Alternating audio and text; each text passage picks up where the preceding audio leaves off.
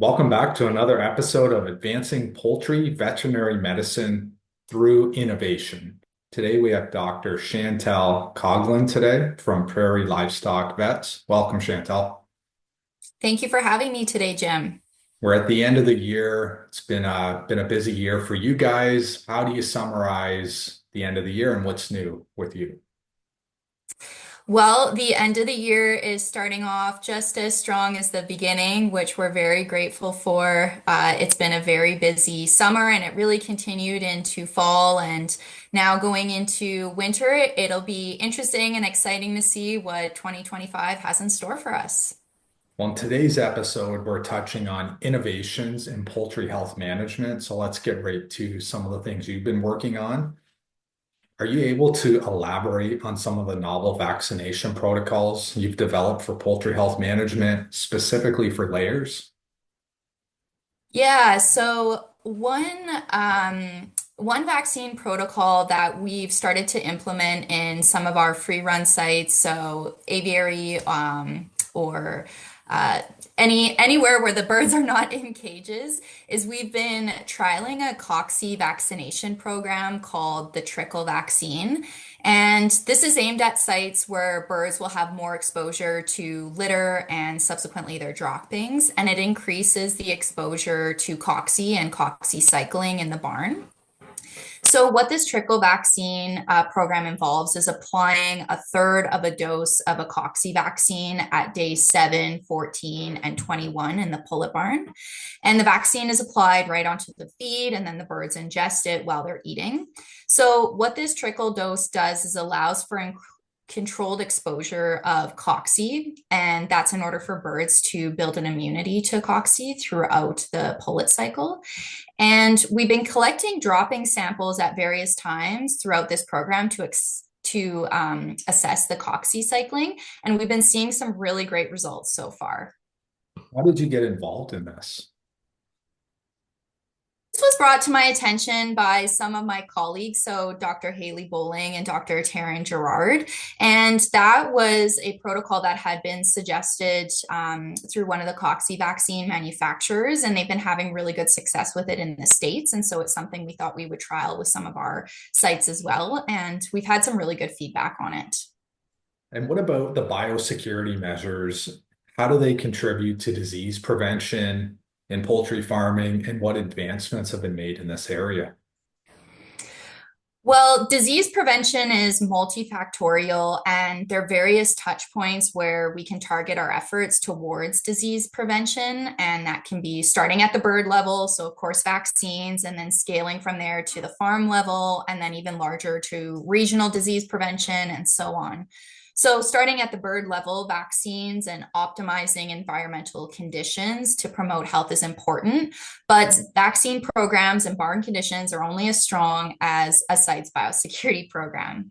So when I'm doing biosecurity audits, I tell myself, think like a virus. And even at sites with excellent biosecurity, it doesn't take long before you can see opportunities where pathogens, whether it's virus or bacteria, fungus, what have you, can enter the barn. And that's why we continue to vaccinate birds, let's say, and have really good cleaning and disinfection protocols, even on sites with excellent biosecurity. So, thinking like a virus and finding those cracks in biosecurity programs is really critical. In saying that, I do keep in mind that implementing various biosecurity protocols have to also be addressed through the lens of both monetary and time or effort investments.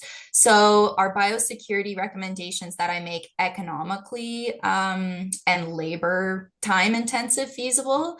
And each site is really unique, and it's important that I work with the producer to implement a program that will actually work for them.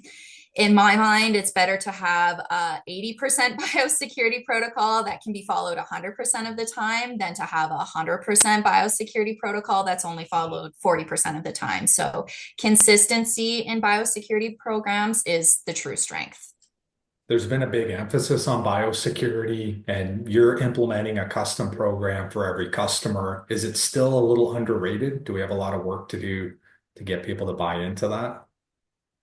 I think that producers really do recognize the importance of biosecurity, but I think as we see, and I know we'll talk about this in a minute, as we see, disease challenges continue to knock on barn doors, it's always going to be important for us to look through the lens of biosecurity and even refreshing old biosecurity knowledge. So a recent advancement is we had a colleague that isolated the virus that causes inclusion body hepatitis in a broiler barn in the beetles that were collected in the barn. So we already know that beetles and bugs and rodents can carry disease, but I think this really highlighted the need to really be looking for and keeping unwanted critters out of the barn, as they really do have the potential to transmit disease, even in the best biosecurity conditions.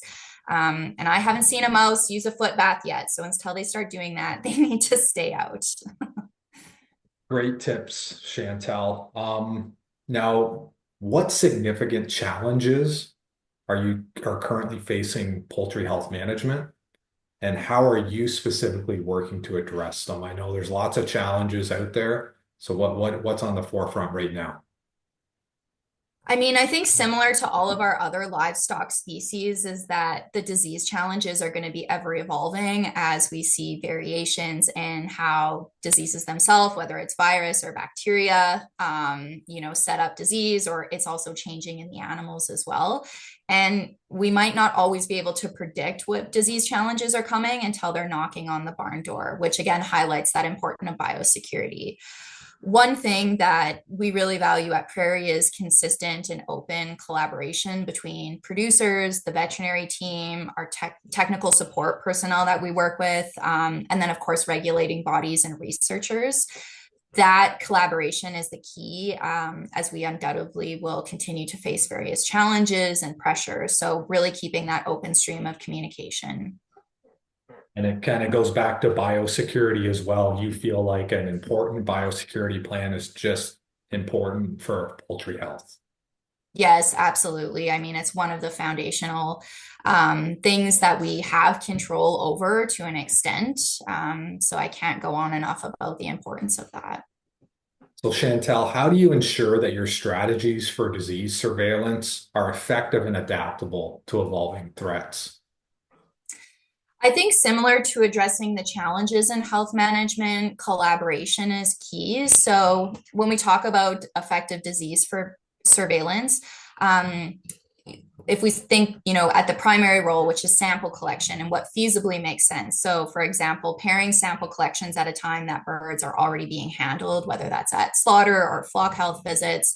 And then the adaptability part is key, particularly as we see new disease challenges emerge. So, for example, right now, avian metapneumovirus is making a mark in Canada, and discussions are already underway about what strategies can be done to initiate a surveillance program, even here in the prairie provinces, where, knock on wood, we maybe aren't seeing huge disease challenges yet, but we don't know what the future will hold. And so we're already collaborating with various stakeholders on launching surveillance programs.